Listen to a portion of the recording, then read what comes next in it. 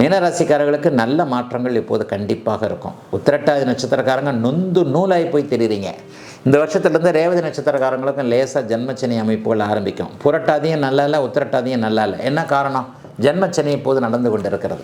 50 வயசுக்கு மேற்பட்டவர்களுக்கு அப்படி ஒன்றும் பெரிய கஷ்டங்கள் இருக்காது. ஆனால் 40-30 வயதுகளுக்கு உள்ளே இருக்கக்கூடியவர்கள் எல்லாருமே என்னடா அது வாழ்க்கையில் இந்த மாதிரிலாம் நம்ம இருந்தது இல்லையே, ஜாலியாக இருந்தவனை போட்டு கட்டி போட்டு வச்சுக்கிட்டு இருக்கிறாங்களே என்ற மாதிரியாக ஏதேனும் ஒரு விதத்தில் சொந்த வாழ்க்கை, தொழில் வாழ்க்கை, வேலை, அப்பா அம்மா உறவு அல்லது நட்புகள் அல்லது மிகப்பெரிய ஏமாற்றம் அல்லது காதலன் காதலி உறவுகளில் கடுமையான மன அழுத்தம், இந்த மாதிரியான அமைப்புகளில் இருக்கக்கூடியவர்களுக்கு எல்லாம் ஓரளவுக்கு ஒரு கண் திறக்கக்கூடிய அமைப்புகள், ஒரு கண் பார்த்து எதுவும் செய்யக்கூடிய அமைப்புகள்லாம் இப்போது இருக்குங்க.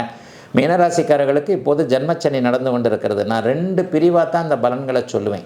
2 பிரிவு அப்படின்னு சொன்னால் 50 வயதுக்கு மேற்பட்டவர்களுக்கு இந்த ஜென்மச்சனி அமைப்புகள் 2ஆம் கட்ட சுற்றாக வேலை செஞ்சு பொன்பொருள் சேர்க்கை, வீட்டுக்கு ஒரு பொன்பொருள் சேர்க்கை, குழந்தைகளுக்கு ஏதாவது நல்லதை செய்யக்கூடிய ஒரு தன்மை, குழந்தைகளுக்கான மங்கள விஷயங்கள் இப்போது நடக்கக்கூடிய அமைப்புகள் எல்லாமே 50 வயசுக்கு மேற்பட்டவர்களுக்கு இருக்கும். அவங்களுக்கு மீனராசிக்காரர்களுக்கு கண்டிப்பாக வீடு கட்டுறது, வாகனம் சேர்றது, குழந்தைகளுக்கு கல்யாணம் பண்ணுறது, அந்த நல்லது நடக்கிறது, இந்த நல்லது நடக்கிறதுன்னு இருக்கும். ஆனால் இளைய பருவத்தினருக்கு அதாவது நட்பு விஷயத்துலேயோ, உறவு விஷயத்துலேயோ, குடும்ப விஷயத்துலேயோ, பார்ட்னர் விஷயத்துலேயோ ஏதாவது படிப்பணிகள் ஏற்படும் என்பதால் இளைய பருவத்தினருக்கு கொஞ்சம் நிதானமான பலன்கள் தாங்க நடக்கும். யாரையும் நம்பிடாதீங்க. உயிர் நண்பன்னு சொல்கிறவர் கூட டக்குன்னு ஒரு விஷயம் வந்தோன்னே நம்மளை பார்த்துட்டு பக்கத்து தெருவில் பதுங்கிறத இப்போ பார்ப்பீங்க, ஒளிஞ்சுக்கிறத பார்ப்பீங்க. யார் உண்மையான நண்பர், எவர் கெட்டவர், எவர் நல்லவர், எது நல்லது, எது கெட்டது, பணம் இருந்தால் எப்படி, பணம் இல்லைன்னா எப்படி, இந்த மாதிரியான அனுபவங்கள் 2026ஆம் ஆண்டு உங்களுக்கு கிடைச்சே தீரும். அது கிடைக்கிறதும் உங்களுக்கு நல்லதுங்க. இதெல்லாம் இருந்தால் தான் இந்த 7 சனி இந்த மாதிரியான அமைப்புகள் வரும்போது தான் உலகத்தை பற்றி தெரிஞ்சு கொள்ளக்கூடிய அமைப்புகள் இருக்கும். ஆகவே இளைய பருவத்தினர் புதுசாக எதுவும் தொழில் ஆரம்பிச்சிடாதீங்க. மாமனை நம்பினேன், மச்சானை நம்பினேன், மச்சான் கொடுக்குறேன்னு சொன்னார், அண்ணன் கொடுக்குறேன்னாரு, அப்பா கொடுக்குறேன்னாரு, இதெல்லாம் ஒன்றும் நடக்காது. உறவுகளில் கசப்புகள் வரும், வேலையில் கசப்புகள் வரும். மேலதிகாரி நம்மளை தான் போட்டு அப்படியே நொம்பலம் பண்ணிக்கிட்டு இருப்பார். நம்ம தான் ஆஃபீஸில் வேலை செய்வோம், ஆனால் நமக்கு தான் கெட்ட பேர் வந்துக்கிட்டு இருக்கோம்.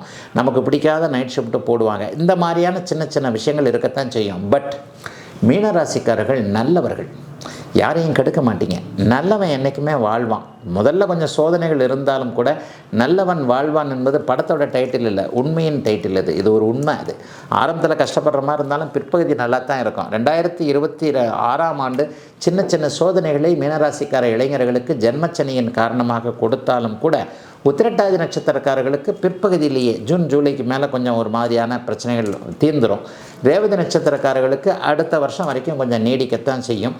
ஆனாலும் எதிலும் ஒரு நிறைவுகள், ஏதாவது ஒன்று நடந்தால் கூட அதிலிருந்து வெளியே வந்துவிடக்கூடிய அமைப்பு, பரம்பொருளுடைய கருணை எல்லாமே மீனராசிக்காரர்களுக்கு உண்டு. ஆகவே எதுவும் எல்லை மீறாமல் இருக்கக்கூடிய நல்ல ஆண்டாகவே அமைஞ்சிருக்குங்க 2026 ஆங்கில புத்தாண்டு.